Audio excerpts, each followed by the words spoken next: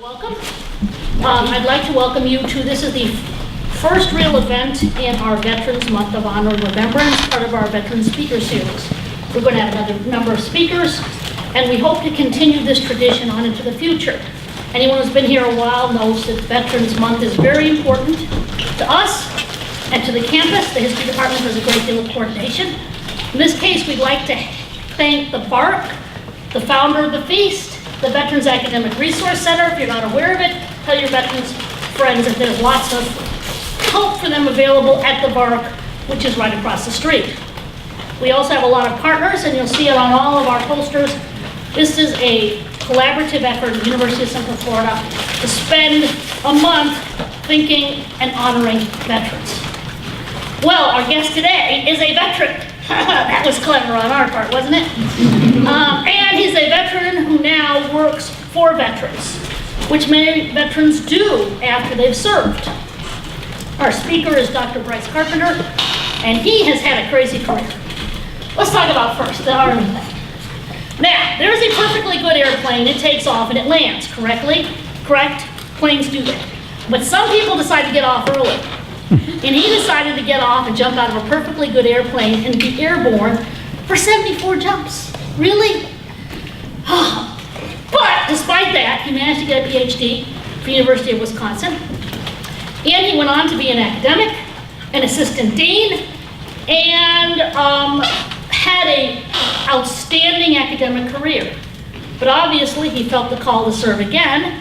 And right now, he's with the Department of Veterans Affairs, National Cemetery Administration.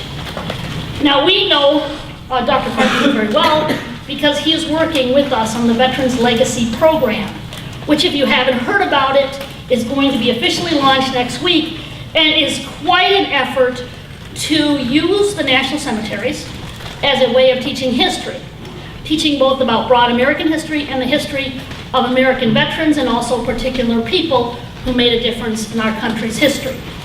Most of them, though, are not the famous people you hear of. They're the people who served and lived through the war and came back and built America. So, that's who we're going to hear about, because I wanted Dr. Carpenter to come, because we have veterans here. I want them to see, particularly when you're young, that there is a life after.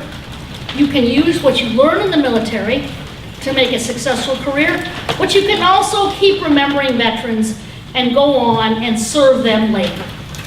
So I would like you to welcome Dr. Bryce Carpenter to our first Veteran Series.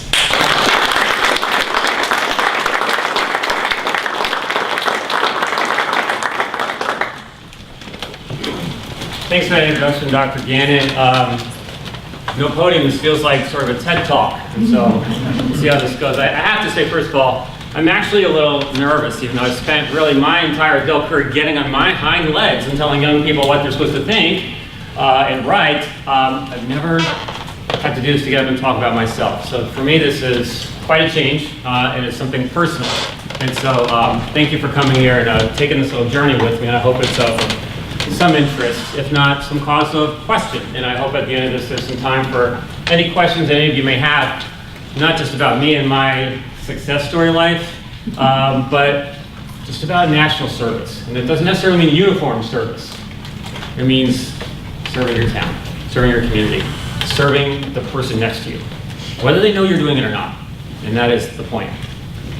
So about that title, Dr. Carpenter, Breaking Contact. I came up with the Breaking Contact part, and I'll explain that. But a success story, not so much. I would say it's wholly inconsistent with my upbringing, and I would never do that. I would never call myself that. In fact, I can hear one of my beloved teachers back from my Irish Catholic childhood in New York, Sister Jean Marie, chastising me from the hereafter. So you're a great success story now, is it? You know? No, sister. But it's your name there, isn't it? Yes, it is, sister. She bore an uncanny resemblance to the Sound of Music's Julie Andrews. And everybody teased her about that, but she didn't have a guitar as a weapon, she had algebra. And I never did take an advanced degree in mathematics, but she remains to me one of the greatest influences of my life.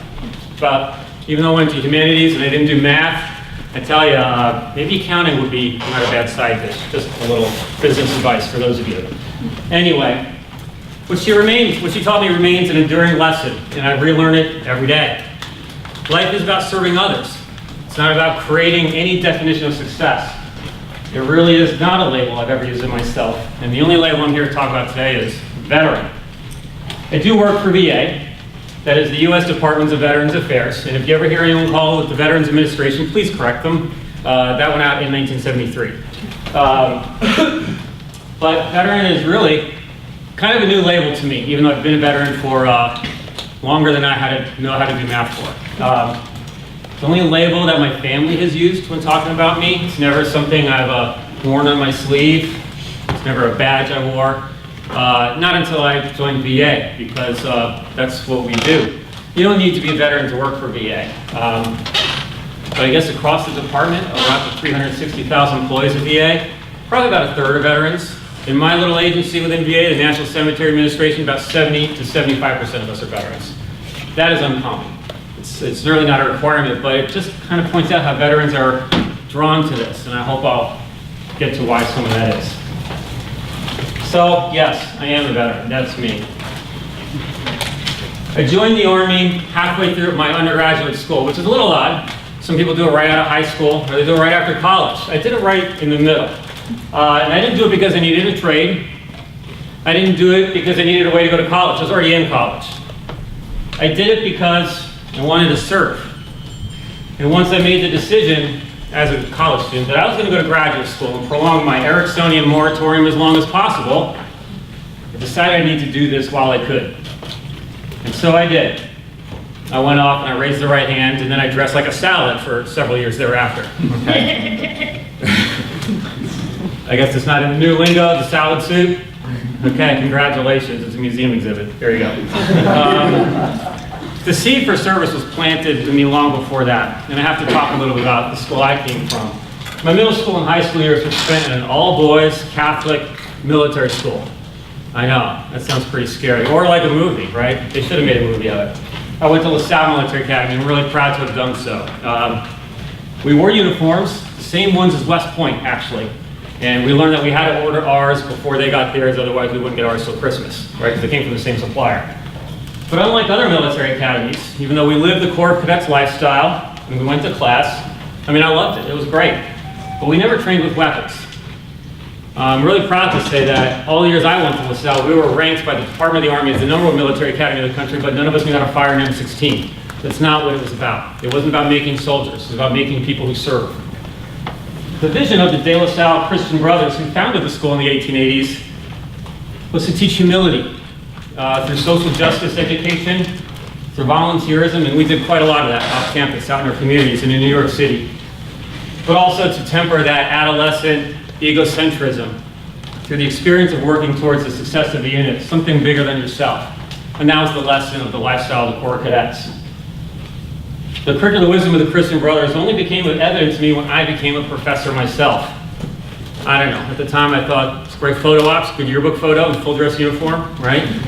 Prom was really great, you know, sabers crossed and you walk under, but I didn't really get the life lessons until later, even though it had already had such an influence on me. But it was a weird combination, right? That sort of Catholic school tradition and military tradition. A couple of people in my class went into holy orders, which for the non-Catholics in here would be like becoming priests or monks. Quite a lot went right to West Point or the Naval Academy. Because of the school I went to, we didn't need to get a congressman or senator, we could just go. And a lot did. And one of my senior year roommate actually just retired from the Army as a colonel in the Special Forces. And now he got to meet his wife again. That's a little joke, because when those guys go to the office, they may not come back for 6 years, right? Literally, I mean, it's different in SF. But he's a great guy, Alex McCalman, and I'm proud to call him my friend. But after 6 years of the Corps Cadets lifestyle, middle school and high school, I wanted a different kind of college experience. I wanted a regular one, and so I did. I went off to college, but the itch to serve remained. And like I said, when I decided that really my skill set was an academic one, I thought, I just need to do this. And I didn't do it for fame, I didn't seek a commission, I didn't do it for fortune, I didn't do it to be a hero. I did it as Sister Jean Marie taught me, just to serve, just to serve. That's it. And I didn't do it to get a job, I didn't do it to become an HVAC technician or an air traffic controller. I picked up a rifle, and I did my turn. And that's it. I was a grunt. I was in the infantry. And that is something really important to me. The Army has many sort of cultures within it, and I think civilians don't understand that. The Marine Corps, they're very big on it. You know, there's many jobs with the Marines. They say every Marine a rifleman, and they train the Marines that way, and that is true. And the Navy is large and diverse professionally as well. But the Army is really a self-contained world. Every kind of job that you need to run basically a country, you have in the Army. Because now our Army's kind of in that business. They're running countries. Not everybody in the Army is in combat arms, even though all soldiers are trained for combat. But I was in combat arms. I was in the infantry. For those of you who don't know, when you see a war movie, that's what that job is. You don't really learn anything else other than how to do that. And it was challenging. It was rewarding. And if I went back in time to interview my 20 and 21-year-old self, I was miserable and I hated it, right? But you go forward now to my 983-year-old self, I wouldn't trade a day of it. I really wouldn't. So I really don't talk about what I did in the Army. I just don't. I'll talk about schools I went to. I'll talk about units I was in. That's about it. And veterans know why. I just won't. Partly because what's the point of serving if you make it about yourself? True. Partly because so many others have had to sacrifice so much more. I'm not a disabled veteran. I came out all right, at least physically. And a lot of people paid a really high price. So we should be talking about that. Anyway, they deserve all our attention and all the care that our Republic has to offer. It's part of what I get to do now, in some small way. But I knew from that very first day of MEPS. Can anybody know what MEPS is? Yeah. What is it? Military Entry Program? Or Yeah, translation please. so where do you go to before you get out the boot camp, basically? Yeah, that's where they want to make sure that your oil's topped off, the wipers are fresh. I mean that physically you check out and you're ready for military service, and then the very last thing you do at MEPS, anybody remember? You raise the right hand, and that's when your life no longer belongs to you, and all those great Bill of Rights that you had, you no longer have. You have what, 4 rights as a soldier? Does anybody remember what they are? You have the right to billeted, which means you have a place to live. Sometimes that's outside, but you have the right to live there if they tell you, right? And I was a grunt. I lived outside 9 months of the year. You have the right to mail call. If somebody's going to write you a letter, they might as well let you read it, right? That's what they'll tell you, okay? You have the right to sick call. Although in my day, it was a little different. You didn't do that. You just didn't do that. And that's part of how the VA has to service veterans in my generation, because it was the culture you just did not go on sick call no matter what. You know, if you had a sewing kit, you could sew your arm back on. They taught you how. You didn't go on sick call. But you had the right to, if you dared to. And then the last of the 4 rights, the right to chow, which is food. They don't give you a menu, but the food will come. And that was it. Life gets very different at that particular point. But I did it because the seed was already sown, as I said. And for me, Army was the military that I was familiar with. For me, joining the Navy would have been like, I don't know, moving to Mozambique or somewhere equally foreign. I just, the way they march was just too foreign for me. I already knew Army, so I just went Army. And there it was. But anyway, I knew from that first day of MEPS, raising the right hand, that I wasn't going to be a lifer. It's not my goal. And like all GIs, I kept a short timers calendar. Does anybody know what that is? What? How many days left? How many days left? Now, according to the true tradition of the short timer calendar, 90, right? It starts at 90 days out from whatever. From your ETS date, which is your last day in the military, according to your contract. It could be 90 days out from a PCS, which is permanent change of station. That means when you get to go from the horrible place you're stationed at to a new zip code of horrible, right? At least in the Army has pretty bad real estate. Navy has really good real estate. So if that's a consideration, I'd say consider it, okay? But anyway, I knew that wasn't going to be for me. I wasn't going to do it forever. I just kept short timer calendars from the very beginning, and people thought I was a little weird. But anyway, I did it, and I finished my time, and I ended up having to buy lots of stuff that I had to pin on my uniform. I didn't want to, which means, things, right? Everybody finishes with that. I did well, in other words. I made it, got a little bit of rank. It wasn't bad. For the time I put in, I did okay. And then I got out. I ETS, which is end tour service. That means you satisfy your contractual obligation to the United States Congress, because when you enlist, you engage in a contract with the United States Congress. Officers get commissions from the president, right? But you enlist to Congress. And I was done. And then I was thrilled. I was going to go back to college. Couldn't wait. I knew exactly what I was going to do. And I was ready. I was really ready.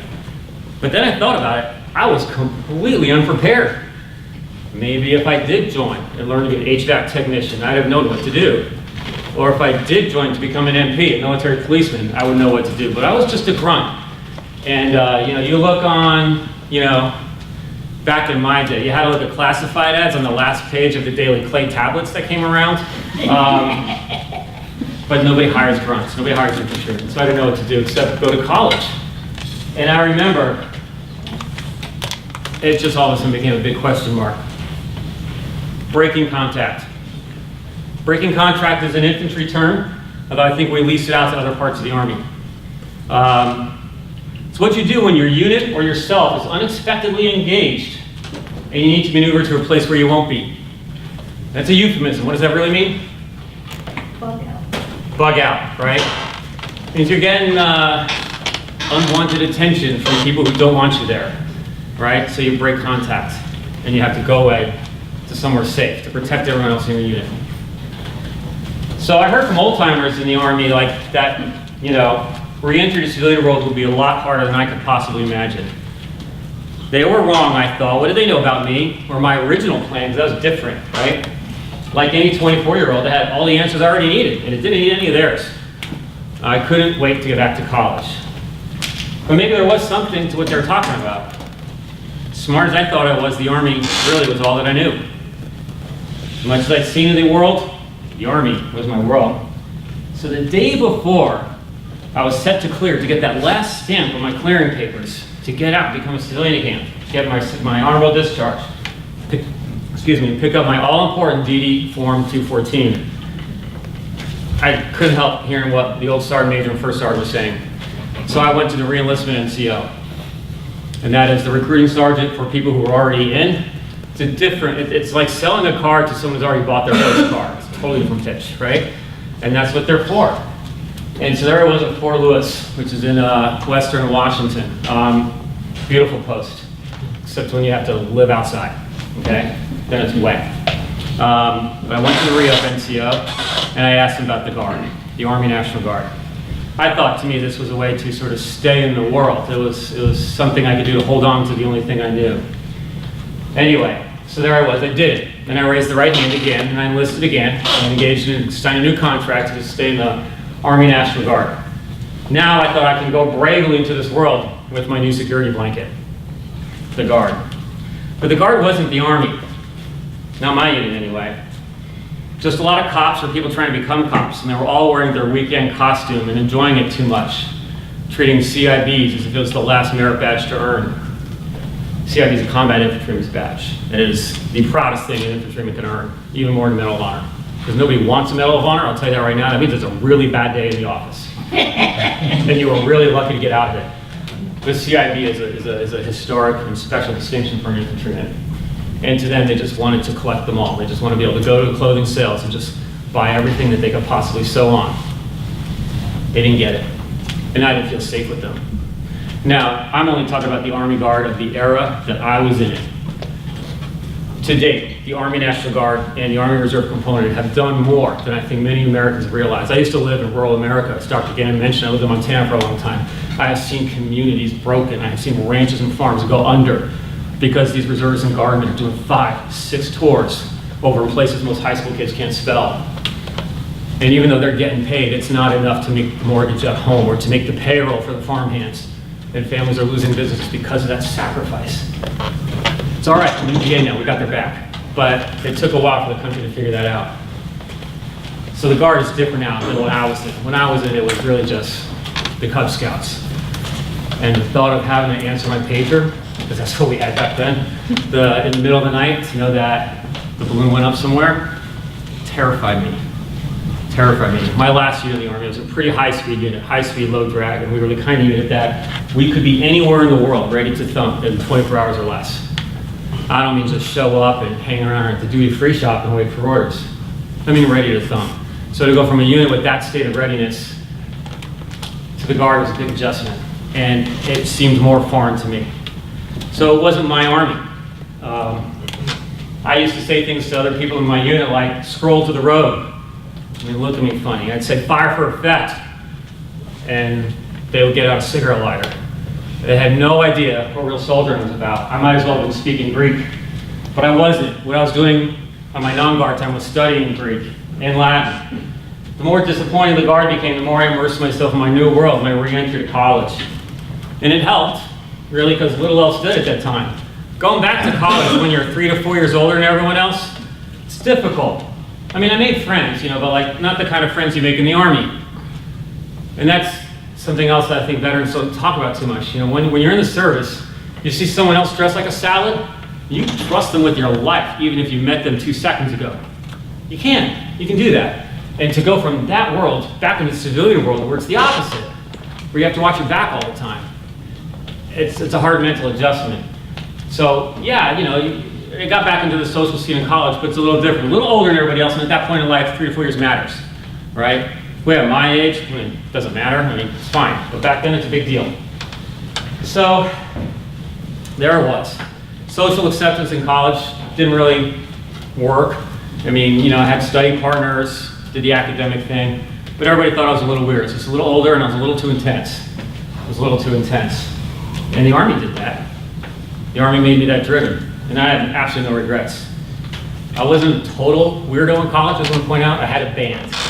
And actually, we were pretty successful. We made it. I went to college in Seattle, the University of Washington, and it was at a time when, like, man, the whole world was looking for music coming out of Seattle.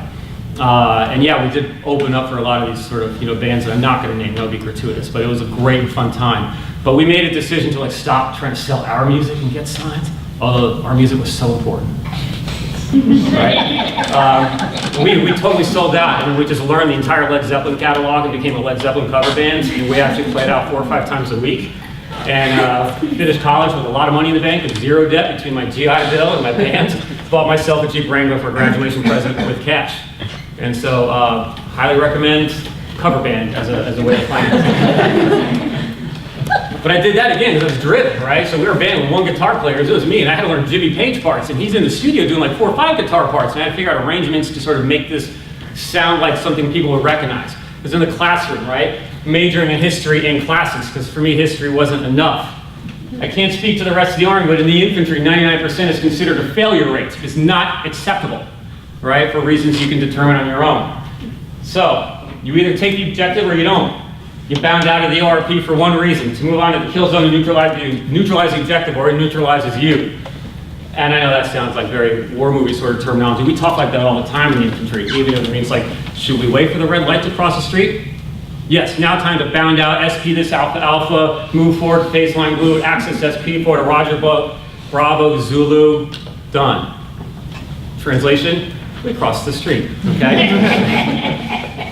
But it's true. When we weren't saving the world from democracy, right? We talk like that all the time, and everything we did was with maximum prejudice and maximum intensity. So that's what I did in college. I just didn't know any other way. Well, what we did in the Army, we did it for each other. But then you break contact. And then what do you do it for? So again, I was a classics major, I was a history major. And history was great, I loved history, still do. And I went on to become a professor of history and history education. History taught me people's motivations in a context that psychology as a field could not provide. Fascinated me. My interests were specifically in ancient history, however, and I craved that an unadulterated and unmitigated access to the history that history couldn't provide. I wanted the languages.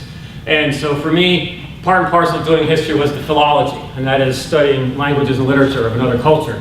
So I was into the Greek and Latin just as intense as I was into the history, because the Greek and Latin are just tools. They get you to the history without filters, right? If that's the history you're trying to study. My professors told me I was a natural with the languages. Maybe it was a bit, but they never saw me work. I identified every methodological challenge before writing a paper. I negotiated every lacuna in the literature with textual criticism. I mastered verb forms and rare dialects of Greek that they didn't teach us, simply because I knew they might be out there. I asked for what they weren't teaching undergrads, what they were keeping for the graduate students, because I knew I needed to know it. I demanded to know what they were researching, I wanted to read what blind reviewers were scribbling in the margins of their rejected manuscripts. And some of them had the courage to show me. I'm so grateful for that. I learned a lot about scholarship in my undergraduate and graduate years, but really, I learned it at Fort Benning. And that is the truth. That kind of intensity made my undergraduate classmates look at me and ask me to chill out. But it drove me forward. And when I answered the last question of all in all my schooling, that last question of my dissertation defense, there was nothing left to do. There's no more question to answer. I was like, well, now what? You make other people answer questions, right? You flip around, you stand on the other side of the podium. And I spent basically my adult life ever since in teaching. I taught K-12 and I taught higher ed, taught every level there is. And so for me, I see it as a way to continue to serve, teaching others how they can be the best versions of themselves. And I learned that also at Fort Benning, but in a different school. So my life's been devoted to education, which for me is about teaching the promise of democracy. If my years of being a professor were successful, it's only because I helped some young people find a way to meet goals broader than themselves, to seek new challenges they never knew existed, and then to meet them. And again, I didn't learn that. I learned that in the Army, but I didn't learn that at Fort Benning. I learned that on the 30th parallel. For my generation, Generation X, right, being a veteran is a unique experience. The generation before me, the boomers, they had a far more difficult experience. So theirs was a public experience of being a veteran. I'm talking about the Vietnam era generation, right? The generation after me, that would be the millennials, okay? Again, a very public veteran experience, and a public military experience. It's first generation, right? You know, when they talk about the Vietnam era veterans, they talk about Walter Cronkite bringing the Vietnam War into every living room on the 6 o'clock news and changed America. Now you can FaceTime with people in the Kandahar Valley. It's a completely different experience, and I think of historians, what we're going to have to do as a trade 30, 40 years from now. I'm glad I don't have to do the liberties, right? Let another generation do it. But for my generation, being a veteran, honestly, it sets you apart. It made you a little different. It was something that we just kind of, it was something we knew about ourselves quietly. We didn't get to experience the yellow ribbons. We didn't get to experience the military discounts. It was just something kind of odd. Like, oh, you did that. You raised eyebrows. Not a bad way. People are just always curious. They assumed you did it because you had to claw your way out of poverty. Or they assumed you did it because you had absolutely no other option. But, I don't know. I had my reasons. I already shared those. But then when I got into academia, being a veteran in academia, let me tell you, it's a very strange experience. I love the academy. And I love my job, but I really miss the academy. I miss that completely unfettered quest for unquestionable or uncontested truth. And you never get there. That's the point, right? The point is you just get closer. It's half-lives, right? It's just getting closer and closer and closer. All the time asking the question that was never asked before. And then answering it until you ask a better question. I love that process. And so I have a lot of respect for my colleagues. And I love being around them. But then they would look at me and they would think that my military service was anathema to all that. And I'll try to explain that it wasn't, but a lot of them just didn't see it that way. And I think that was just an experience of my generation. I don't know a lot of professors who are veterans, but when I do meet a professor who's a veteran, there's an immediate connection. And we don't need to break bread for that because we broke contact. And I remember when I came to UCF the first time, I met Dr. Gannon, and she outed herself as an Army veteran. It's like, I get it. And I did the same, right? And so there's just something there, and I think that's a very special veteran experience, to be in the academy and devote yourself to that kind of service while having worn the uniform and hung it up. So that's what it means to be a veteran, at least for me. And that's, or at least that's what I can offer you. You leave your tribe, the Army, the Navy, the Marine Corps, you leave your world and everything you know, and you'll never forget it, and you'll be forever changed by it, and you'll never be the same. But do you want to? After that? You'll soldier on every day. You'll be an example of living without a failure rate. Of being that person who always puts the unit first, especially when your unit becomes something like your own family. The public will always wish us well as veterans, but they don't understand, though they have often, at least these days, really good intentions. They think veteran status is defined by your nightmares our lapses into impulse, or our need to bond with other alumni because we just can't talk to other people in the room. It's not really what all veterans are like, but I do see that at VA every day. These are good intentions by people who want to understand, they just can't. I've seen some veterans try to explain it, and I would say, don't. If you're a veteran, don't. Just don't. Lead by example instead, like we were taught to do at Fort Benning. Do by doing. Serve by helping others serve. The word veteran comes from the Latin veteranus. Yeah, so I had to be a bit of Latin teacher here. And veteranus means experienced in Latin. I guess that's a good translation, but it's like the word in English. It's got so many associated connotations, driven by concepts, but also by the burden of its own meaning. We inherit that experience as veterans, right? We inherit the meaning that the Romans themselves gave that word. Someone who has been trained to endure the unimaginable. From the horrors of the Somme, where all of my great-grandfathers fought, to the horrors of the Nha Trang Valley, to the unforeseen and largely unreported bloodshed of Kwajalein Atoll, to the scorched, lung-searing air of southern Iraq. Or to endure life, knowing that the siren could go off at any second, sending you to a place that most textbooks in high school don't even have on a map. You prepared for it, and you prepared each other for it. And then you break contact. Give back. Thank you very much.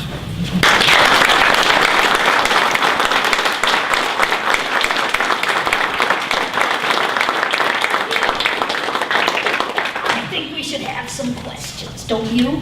Yes. Questions for Doug. Whatever's on your mind.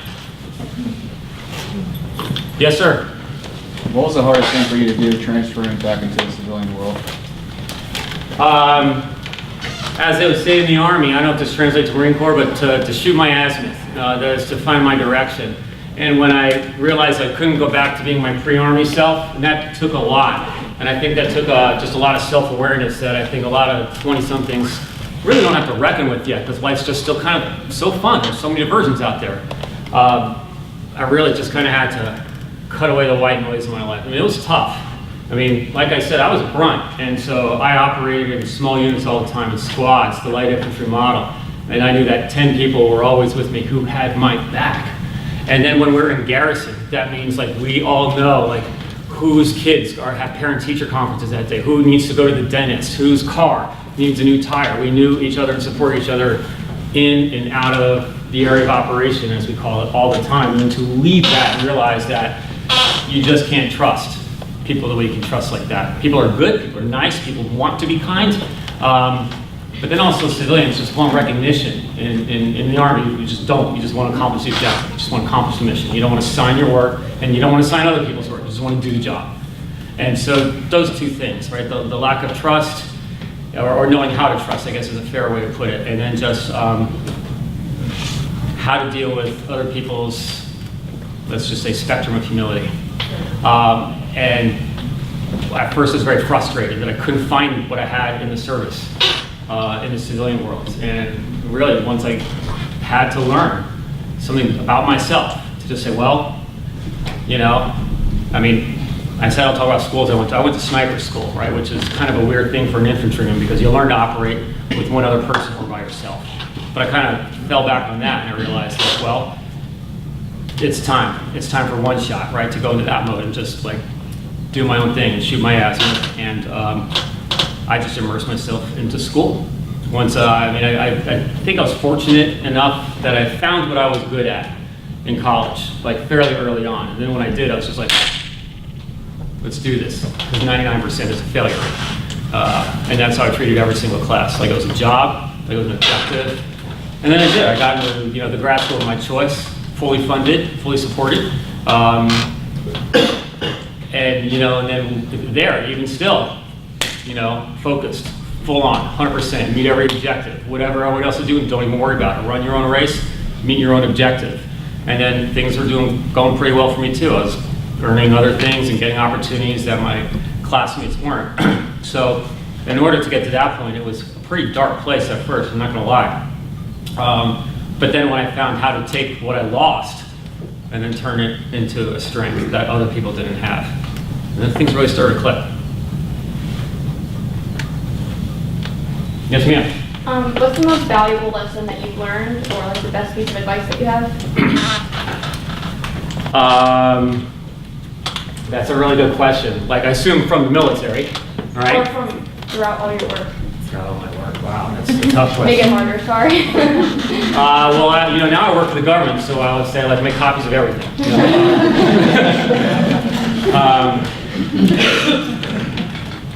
I think what I can offer from my Army experience is I would say never, ever hold yourself back from success.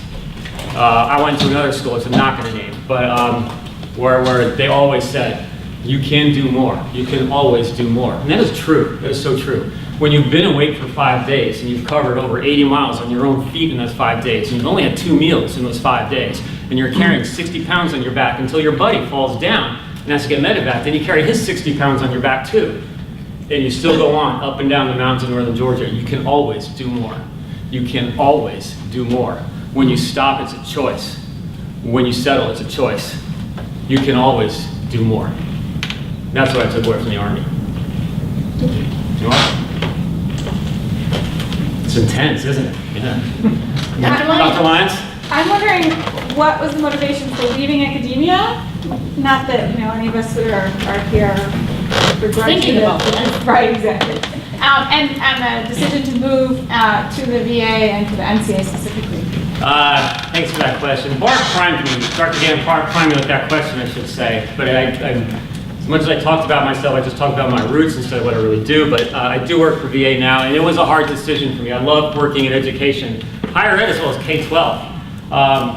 There's a law in this country, Public Law 94-142, which says every child physically present in the United States of America, regardless of how they got here, deserves a free and appropriate public education. So a lot of my career has been devoted to that too. I believe I'm a missionary of education, and I believe in the ultimate American meritocracy. So for me to leave that, whether in higher ed or K-12, and go work for VA, it was difficult. And I'm not going to lie, there's days I really miss it. And some days it just don't go well at work, and I think about going back. But I come back to VA. It was, I think, an opportunity to help celebrate what other veterans have done. I mean, the veteran experience for every generation is different. So Gen X is kind of a weird veteran experience, and it's not going to be one that gets written up about in textbooks because we just don't have the numbers. We're a small generation.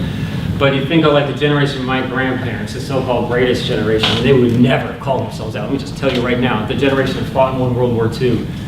I don't know if we really think about World War II, what this country did. We should think about it more often. We assembled the largest fighting force in human history to fight, and we can always talk about the conspiracies and what FDR knew and didn't know, but ultimately what the people on the ground thought they were doing, what the people on the ships thought they were doing, they were fighting a moral and good war. So we can criticize the political history of it, but when you think about the individual history of the sailors, Marines, soldiers, there were no airmen yet, they were soldiers still. They thought they were fighting the good fight. And it was not just the largest fighting force ever assembled, it was the most diverse fighting force ever assembled. We as a nation asked people to go and fight people in the countries where they spoke the languages that their parents are speaking. Think about that. Think about that. And we only did that because of what we were able to do as a country. And the promise of this republic. And so I want to celebrate them. We're losing that generation at the rate of about 3,000 a day right now. The youngest known World War II veteran is 93.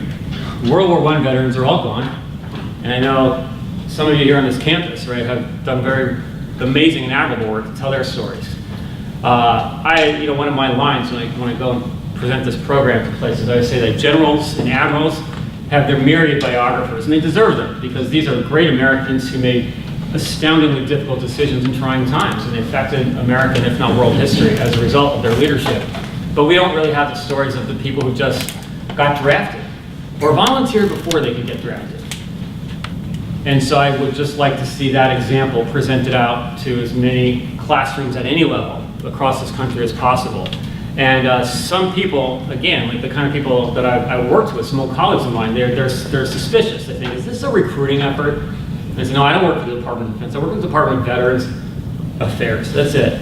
And if this is meant to inspire the American young to do something, it's to always do more and to serve the people next to you without them knowing that you're doing it. To embrace the humility of service and to see a purpose in your function in the society by making it a better place for others. However it is you're going to do that. If you're going to go be a first grade teacher, we need some good ones. We really do. If you're going to run a small business, employ some people and treat them well. All right? If you're going to go on and be a scholar, find a way to use evidence so that other people can see the narrative that hasn't been told yet. If you're going to be an engineer, make this country safer and make the things that we depend on more reliable. Serve the people next to you without them knowing that you're serving them, and embrace it and always do more. So to highlight what veterans have done, and I think they've all done that because they've come back from these periods and they've been changed, and then they do these incredible things as veterans. So this is an interesting job that I have, and it's a way to help create opportunities for a lot of young Americans to do that. I got someone back here I saw. Is that you, Sam? Answer. Oh, okay. Somebody else. And another question. Do you know what the NCA does? The National Cemetery Administration? Someone asked that question. Perhaps you could tell us that. Yeah, that's an easy one. That I can do. And it won't be intense, I promise. There's a lot of intensity. But you ask veterans to talk. It's like hard to get veterans to talk, and it's always going to be intense. You know, I thought of coming in here with like a hat and covering it with pins and then just made you, and guess what that was for? No, not my style. Yeah, my generation, we didn't really join the Legion or the VFW or that kind of thing. It's just not what we did. The National Cemetery Administration, that's the agency I work for within the U.S. Department of Veterans Affairs. VA is huge, about 360,000 employees, the largest federal department that doesn't wear uniforms. And there's three what they call administrations, so sort of senior level agencies. And there's Veterans Health Administration, which do the medical centers, the hospitals, the vet centers, the clinics, all those things. Then there's the Veterans Benefits Administration. And so they'll take care of people with disability claims, they'll have veterans with home loans, if they want that benefit, whatever. And then there's what I do. We're the tiny, tiny little agency. We're about maybe 1,400, you know, in this massive juggernaut of the department. And what we do is we operate and maintain 135 of our nation's national cemeteries. Not all veterans qualify for the memorial benefits of being in a national cemetery, and you don't have to, you know, do that if that's not what you want, even if you're eligible. It's a choice, it's an option. I should mention that we don't have Arlington National Cemetery. A lot of people think of that one. The Department of the Army kept that one, and they can have it, honestly, it's fine. But really, if you've served and you're eligible, you can be interred in a national cemetery. And it's completely free. And so funerals, like weddings and other rites of passage, is great expense for a lot of families. And so it's a wonderful benefit that's offered sincerely and implemented tastefully. But, you know, I could go on stories about the people in the cemeteries, the veterans, right? I like to say, you could have won the Nobel Prize in Physics. Which is pretty cool, right? You get this amazing paperweight if you win that, right? If you are a veteran and you choose to be interred in a national cemetery, it's not going to say that on your tombstone. We call them gravesite markers. It's not going to say that on your marker. It will say basically 8 things. Name, last name, first name. No, it actually says it in civilian way. First name, last name. I know you always want to do like, you know, Smith, comma John, comma olive drab, comma 1 each. And that is really funny to anybody who's actually been in the Army, okay? Because that's how all supply sheets look. But it'll give, you know, the year you were born, the year that you passed, the branch of service, the last rank held. And then if you win a valor, I shouldn't say won, I always correct other people, you don't win these things, they're not contests. If you come back from a day in the office and somebody says, that's a silver star, then that goes on there too. And if you served in a recognized campaign, which is kind of contentious, and I work back in DC with like the Veterans of Foreign Wars, because there are a lot of people, especially in my generation, that served in places that Congress didn't put a label on. That was what the Cold War was like. People don't even know. People don't even know what the Army was doing back then. But then all of a sudden, you know, 9/11, and it's a whole different era for veterans now, right? But if you served in what they call the Persian Gulf Campaign, that'll be on the marker. If you served in Vietnam, that'll be on the marker. So I can go up to Florida National Cemetery and walk around there with these amazing scholars. And then we can see some repeat customers. World War II, Korea, Vietnam. They just couldn't stop serving. It just gets in you. And so anyway, that's what the National Cemetery Administration does. And so unlike other places that like focus on like, come to our amazing place, they say, just go to the one down the road. It might be 90 minutes down the road, but there's a cemetery within 50 miles of 90% of Americans. And within 3 fiscal years, we'll have a cemetery within 40% of 100% of Americans. 40 miles of 100% of Americans, okay? That's the intention anyway, or with the exception being Alaska. But yeah. And there's so many stories there. And when you learn what these people did, and then you think about why they chose to be interred there. One story, I don't know if I shared this one with you folks, but it's one of my favorite ones. Out at we have a cemetery in Riverside, California, which is about an hour west-ish of LA, west-northwest. Yeah, huge cemetery. Our biggest one west of the Mississippi. You know, there's this veteran, he passed, and the cemetery staff did everything they do, and they do it so well. And the family, you know, really felt like they were served appropriately, very grateful. And, you know, usually when people pass, when it's still recent, the families will visit the gravesite fairly frequently, you know, at least weekly. And then over time, of course, that changes. But the cemetery staff, you know, they process the paperwork, they make sure that the funeral happens, and then, you know, take all the burden they can off the family. But it's when they come back and visit, it's the ground crew. The guys who cut the grass, who clean the stones, the ground crew, right? They see the families, and they'll often talk to them and get these great stories from the families. And so the foreman out there at Riverside got to know this family that kept coming back to the gravesite of Corporal Thomas Now. And just said, Corporal, U.S. Army. Well, I was once a corporal before there may be something else, and you know, it's fun rank, not really. I mean, it's the lowest level NCO. When you get promoted to corporal, you're like happy. You're like, yeah, I'm an NCO now, non-commissioned officer. Just means you get to do CQ duty on Christmas Day and New Year's so that all the sergeants can go home. But there he was, corporal now, freshly interred there. And it was, you know, once the family builds, you know, a relationship and they see this guy out there in the cemetery, you know, week after week, it took about 6 weeks before they finally share, like, yeah, he was actually in television. And I was like, well, what do you mean? Well, you know, produced a few things. Turns out this guy won 8 Emmy Awards. Right? Yeah, I know, right? And so he produced, like, it's just back in the 80s, was kind of his prime era, but like in the 80s, very popular, like these like hour-long, kind of like action-y kind of shows, like PI, private investigator kind of. He produced that kind of stuff. Very successful at it, right? You know, was one of the guys behind Magnum PI and stuff. Like, and who would have known? Because all it says on his marker, Corporal, U.S. Army, despite whatever else that he had done in his life, that was the formative experience that he chose to be identified by and with in perpetuity. So I mean, like, things like that, right? Those are the kind of stories I love to tell. Like, they were influenced by their time in uniform, so they come back and they always do more. And they're so driven. But then, in the end, that's the only way they want to sort of sign out, as it were. So there's stories like that all over. We have about 3.5 million veterans interred in our cemeteries. We've got 4.5 million in the cemeteries, but eligible spouses and dependents can, depending on circumstances, sometimes be interred with their loved one, with their veteran. But we've got 3.5 million veterans out there. There's a lot of stories to tell. It's a lot of American history. We have another Veterans Legacy program out in California. I was talking to one of the undergraduates in that program, and they said they couldn't believe how now they walk down the street and they pass 10 people, and they think 3 or 4 were veterans. So it's completely changed their view of American society at large. So I mean, just to know, like, you know, how many people are veterans and what that really means and what they bring back. I think for this particular country, I think that's something that we should all really think about. National memorialization, that is our national cemeteries, you know, what I do. Actually, I don't do the cemetery side of the shop. I do this, I come out to universities. We're the only country that doesn't. We're the only country that does it this way. I mean, think about that. I mean, our agency actually began with President Lincoln's vision when he stood on Cemetery Hill after he visited the battle site of Gettysburg a few months after the battle. And here's where I get to be a classicist, right? The old Latin teacher, great teacher. He was a good student of Caesar, and he knew Caesar had a problem. Caesar fought and won a civil war, but then he had to bring Rome back together. And he realized the way to do it in the moment was to mourn all the dead as Romans, not to focus on which side they fought for or why, but just to treat them like they all grew up the same way.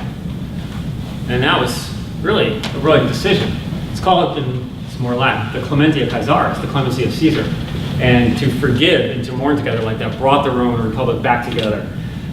But then Caesar made a few fatal errors, the Cleopatra thing. I mean, you know, he had a good decision, and then after that, he got a little suspect in his judgment, but that was a good decision. Lincoln saw that, and he thought, this is the way to finish the Civil War. But then President Lincoln, as we know, was murdered, but the people who came after him saw the goodness and the integrity of that vision, and they carried it forward. And so from 1862 to 1864, they built the first 14. And then they realized that's really a good way to go. And that's why we do this. And it's a way to remind ourselves that we're all fighting for self-determination here. That really is what democracy is about. It's not about any type of government. It's the chance to decide on your type of government, right? That's what a revolution was fought over. So anyway, that's what national memorialization means. It's this great living metaphor that is carried forward by the story of every single one of those individuals who turned there. Anything else, peeps? All right, one thing I gotta say, the other day, I got a new joke. I say, look, if something's gonna happen like decades from now, I say, come to Bushnell and see me. Tell me all about it. That's the Florida National Cemetery. Yeah. Just catch up with me there. Tell me how that worked out for you. But anyway, thank you so much, Dr. Carpenter.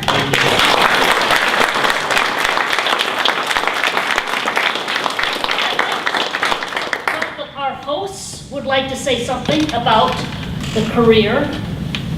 Guys, I don't know if I can follow him. I'm Shauna from Career Services. Welcome to Career Services. How many of this is your first time here?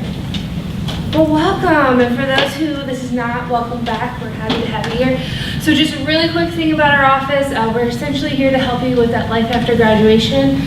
My goal for you guys is that when you walk across that stage, you know, at graduation, you know what you're doing, whether it's going to graduate school or being on a job after. So we help with anything regarding resume critiques, job searching strategies, graduate school prep, LinkedIn, headshots, whatever it might be to help you moving on into that life after graduation. So if you need any help, just let me know. You can find my information on the website.